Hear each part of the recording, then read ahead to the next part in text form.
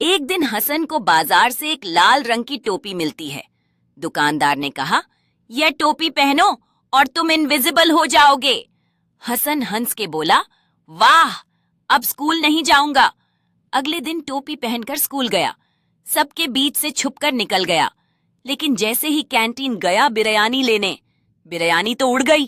دوست چلائے، ارے اوپر سے بریانی اڑ رہی ہے۔ پرنسپل نے دیکھا، حسن پھر تم ہو۔ ٹوپی اتاری، سب ہنس پڑے۔ حسن بولا، ٹوپی تو کام کر گئی لیکن بھوک نے پکڑوا دیا۔ اس گھٹنا کے بعد حسن نے اپنے دوستوں کے ساتھ مل کر سوچا کہ کیسے وہ اس جادوئی ٹوپی کا صحیح استعمال کر سکتا ہے۔